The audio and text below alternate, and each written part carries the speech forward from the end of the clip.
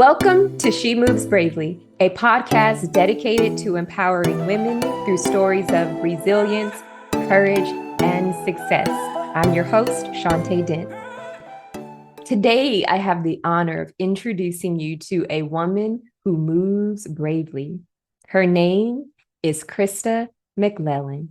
Krista, welcome to the show. Thank you, Shantae. I appreciate you having me on. Thank you so much. I am honored to connect with you today, Krista.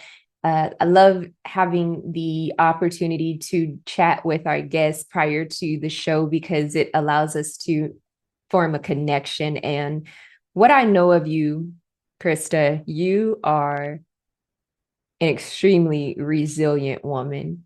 And I'm not going to take your time. I would love for you to start and share your story, your journey with us. Well, thank you.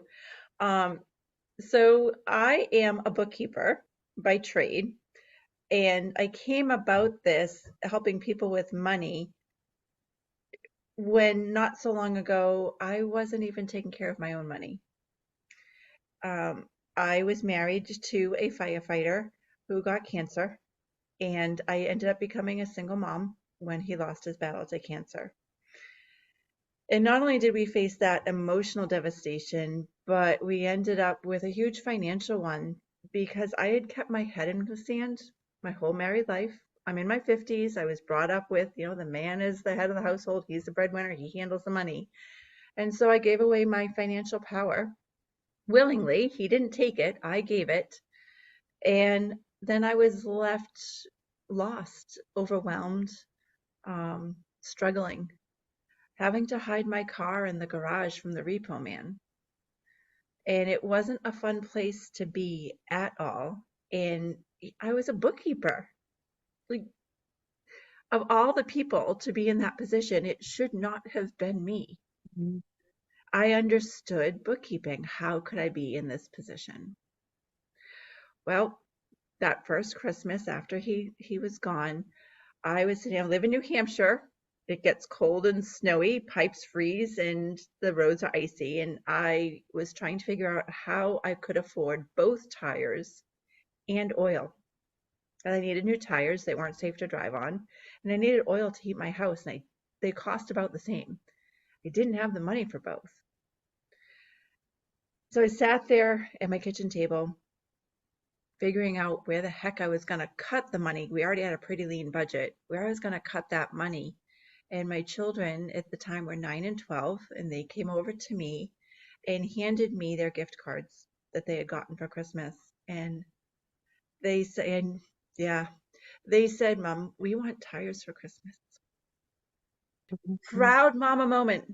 Yes, I imagine. Yes. But gut punch. I felt like such a failure. I felt like I failed them. I failed myself. We deserved better than my kids giving up, because we had already given up Christmas presents. There wasn't money for that. So their dad's fire department had given them Christmas cards so they could at least get something. And they were giving that up because they knew we were that bad off. So that's the Scarlett O'Hara moment of, you know what? Nuh-uh. I am not going to be poor again. And so I started really digging into what I call getting comfy with the F word, finances. And I started understanding cash flow and digging out of debt, and I gamified it. My kids and I taught my children as I learned myself, and I started teaching my clients because I found that business owners also don't really have a good handle on that either. They're good at what they do in their business, but they don't tend to really know how to handle the money. So I knew I wasn't alone. And we dug out and dug out. And now they're flown and grown and independent young women that handle their money very well. And I've built a business all around being independent financially, learning how to get that financial freedom and not be trapped by the fear of not knowing how to handle your money. That's powerful, Krista. So if we go back to, you shared as a wife, you willingly, and I like that you clarified that, because I believe sometimes individuals will assume that the wife is made to be in the dark with the finances. And you're saying, no, I willingly just allowed my husband to handle all of the finances. And sadly, once he passed, that was your eye-opening experience where you realized, wait, I'm not quite sure how to handle, our finances. And now you talked about it being overwhelming. What was going on mentally? Because I imagine naturally you're grieving and you have two children. That alone is a lot. It was hard. Yeah. All I wanted to do, honestly, was go to bed and not get up. I wanted to stay in bed and have a cup of tea and hide under the covers. I did not want to face the world. Yeah. Um, but, if I didn't, how are my kids going to eat? How were they going to get to school and to wherever else they needed to be? I couldn't I couldn't show them the example of hiding and giving up. I needed to show them and teach them that, hey, we're women. We're strong. We can do this and we're going to do it. Yeah. We're Yeah. not going to be victims. We are not going to let this end us. I love this statement. We will not be victims. There undeniably is a season for the acknowledgement of being a victim to an experience, a circumstance, and a trauma. And I would never minimize anyone being a victim. And I also love that you reiterated the importance of, and I have to tie this all into being a mom. I'm a mom, getting to that point where you have to shift your perspective. You're looking at a situation and you're saying, what do we do with what we're facing? And you said it, stay in the bed, not face the world. But wait, someone's depending on me. And I think about this often because a part of the women I work with, the journey that I've had to walk out, you do get to that point where you realize it's beyond me. And we definitely want a lot of our fight, our will to go on to come from within, and it should be for ourselves, definitely to a capacity. And when we consider all the lives we touch, and in your case, your children, your two children, it gives you something to fight for, someone to fight for. And I love that because often we see individuals who might not feel as if they're capable of taking that next step, of moving bravely. But I imagine, sounds like it in your story, and I'd love for you to elaborate even more in this particular area when you were able to make that shift. A lot of those changes don't happen overnight. First, it was really, I was on autopilot. And I will say that first things first, building habits will save you because your habits are what you fall back on when you can't think. So my habits of getting up, getting them to school, just the daily grind, the habit. I didn't have to think. I was on autopilot. So that was a blessing. But my children really saved me. If I didn't have to get up and take care of them, I don't know. I can't say with conviction that I would have dug out. I don't know where I'd be. Knowing that these two little women that are looking at me with these eyes of full of hope, they're looking at me to guide them. There's nothing that pulls harder than knowing your children need you. That is beautiful. Yeah. Yeah, So they saved me. they did. I hear that. I see that. When you can't think, You live on autopilot and you do that routine. And building good routines now when things aren't in chaos or turmoil, or that's key to your future. I always say build good routines. Build good routines and build them now. Don't wait until something occurs, any type of tragedy. Build good routines now. Build those today. Yeah, whether it's with your health, your money, whatever it is, because I always say to my children, it's not if a storm is coming, it's when. And I live in New Hampshire. We just were out of power a couple weeks ago for 3 days. We know what it is to prepare. And Yes. we need to build up those routines of having a reserve of water, having a reserve of gas for the generator, having like these things, having when we know a storm's coming, like we know, make sure the dishes are done, because when you don't have water, you can't do dishes, and you don't want that sitting in the sink for 3 days. Building those routines is really, we are a summation of our routines, and that includes with our money. It does. And that leads me to the point you made. You said you were a bookkeeper for years. Even so, and you said business owners, many business owners, you're running your business, but that doesn't necessarily mean you're able to manage your finances. And I also love that you talked about making it a game with your children, getting them on board. So everyone was on deck and in this together on the same page. What did that transition look like once you realized, I don't know anything about our finances? This isn't going to work out well for myself or my children. What did that look like? What were those steps? Reeling them in, making sure they were on board as well. So I had a hard discussion after the dust settled. The first week after you lose, your husband, the father of your children, that first week, I don't remember. Mhm. I don't remember it. But I remember after sitting here wondering, okay, so food isn't being dropped off anymore, right? People drop off food that first few days, and we ate that. So food isn't being dropped off. His check's not coming. What are we going to do? And so the first thing was having a discussion saying, okay, we don't have the same money coming in that we did. We have a decision to make. We can give up our home and go live with Nana, or we can stay and fight.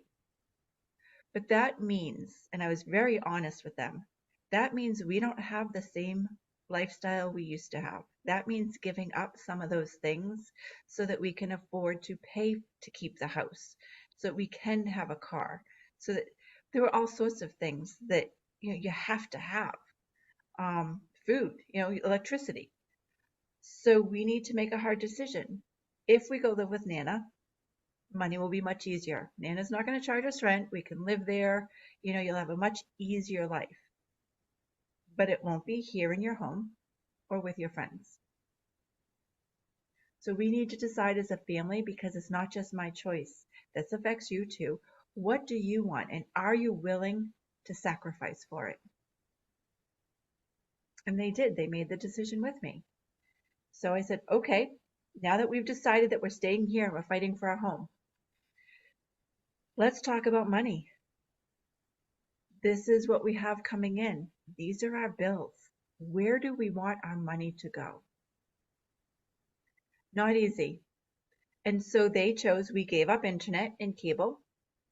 We gave up presents, Christmas presents, birthday presents. We gave up eating out.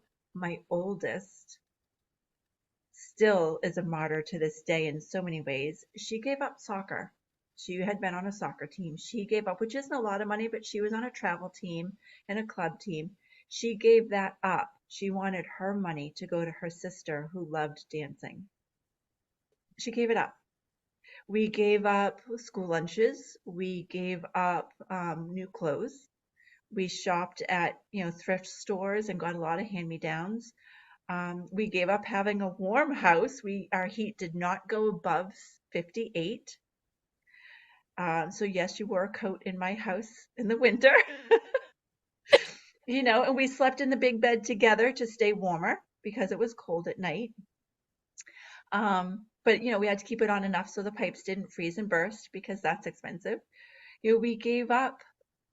We timed showers so that the hot water bill was not, because it's electricity to take that. So we cut everything we could, and we used envelopes. And I said, okay. So as money came in, I did not put it in the bank. I cashed the checks that came in, and we put it in envelopes so it was tangible. This is what we need for the mortgage. This is what we need for, and the goal was to have, especially when it came to food and electricity and clothing and anything like that, the goal was to have more money left in the envelope so that we could have an emergency fund, a just in case fund. We called it an oh shit fund. We Y- actually put an envelope that said oh shit. Krista, you and your girls are phenomenal. I mean, I'm hearing these details, and what I envision is not only are you all grieving and adjusting to this new norm, you're making massive adjustments to your entire lifestyle in terms of the financial changes. I mean, we all know anytime you make adjustments financially, every area of your life will be touched. And you all, as we hear, you all made drastic changes. And we, I see your girls moving bravely through this. And what I love the most is we can have an understanding that moving bravely, I mean, this may be a no-brainer, but why not reiterate it? It doesn't mean it's going to be easy. I mean, that's the whole concept. You're taking one step at a time, making a brave move for the betterment of your family, of your well-being. And it's intense. It feels like a struggle, but this is for the good of the family. And I would love to hear, Krista, is how did you all continue to progress? Would do you feel like you all like reached a certain level where you felt like, okay, we can, loosen the rein? So I was raised by a single mom on food stamps in the projects. So I knew how to scrap. And all those lessons I learned from my mom on how to, the slivers of soap that you save and you pack together to make one big bar, like all the little things that you do, you cut open the toothpaste tube and scrape that. I don't know that I'll ever let go of those things. I am newly married, and my husband now says to me, we're not broke. You don't have to do Mm. that. I don't know that I'll ever lose that fire for conserving. Um, I am not afraid anymore of the bills coming. Um, I can, I have oil, but I still keep my heat low. There are things that I know I'm in a better place. I mean, my oldest, she just bought her first car, brand new, you know. She had done scrappers before, but now she bought a brand new car. She has her master's degree. She has a very well-paying job. She can afford it. She had a little guilt about, she's like, and we reviewed the finances together, and she's like, is it okay if I do this? I'm like, baby girl, you have made it. You got this. You got it on paper. You already did the math. You know you can afford it and have savings every month. It's okay. You can do it. So I feel like in some ways we have arrived because they have moved out. They moved into an apartment together. They're paying their bills on their own. They both have savings. Um, and it's wonderful. But again, I don't know that, and either because of what we went through, I don't know that any of the three of us will take for granted money coming in Mm. or be extravagant in our spending. Isn't that how life works?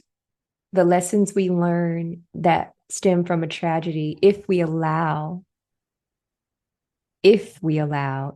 open, we learn so much about ourselves. We gain skills immediately.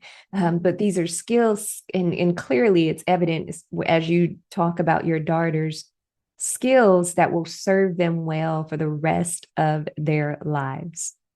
I heard you say you're newly married. Congratulations. Thank you. Yeah. Would love for you to talk about what you're doing today. I love helping women entrepreneurs specifically take control of their money, understand how to use QuickBooks so that you don't have to hire a bookkeeper if you don't want to, or maybe the cash flow isn't there to support one yet. I love to train you to not need one. Wanting one is fine, being able to do that, but needing one when you can do it yourself. I like to empower people, especially women entrepreneurs, to know how to do things themselves. Yes. I also like to teach women that no matter where you are, we all go through hell, right? The point is to not set up camp there, is to move through it. And so I did an ebook for women on how to take control of their finances. And it relates to being in business because your personal finances and your business finances are like best friends. If your personal finances are a mess, it's going to impact your business finances. If your business finances are a mess, it's going to impact your personal. So it's about taking control of learning how to track, learning how to create, I don't use budget. I don't like that word. I call it a money plan, right? Let's make a plan for our money. And things don't always go according to plan, and we have to maybe shift the plan, and that's okay because it's our money and we have say over it. But let's make a money plan, and a lot of people don't know how to do that. So I created an ebook to help women understand that process and have worksheets to work that out, because I knew I didn't know how.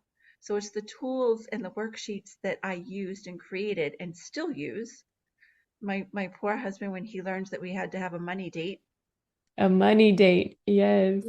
and this is our anticipated income, these are our anticipated expenses, let's make a plan for the difference. So now that money is spent on paper first, so we're not left at the end of the month going, where'd my money go? Or wait, I don't have enough money for that. We know our mortgage is coming up. Why are we scrambling to pay it on the due date or after? If we know, let's plan to pay it, make a plan for it so that it causes you to have less stress so that you can sleep better. You have peace of mind knowing that what's coming in and where it's going. Now that's empowerment. It's clearly finances. It's a deal breaker for individuals, singles, couples, married folks. I mean, it's a deal breaker for everyone. You need to have your finances in order and not feel intimidated by having financial responsibility. And so will definitely drop Krista's information in the show notes. Well, you can find me on Facebook, Instagram, under Money Making Mamas, and that's MAMMAS, and you'll see my picture.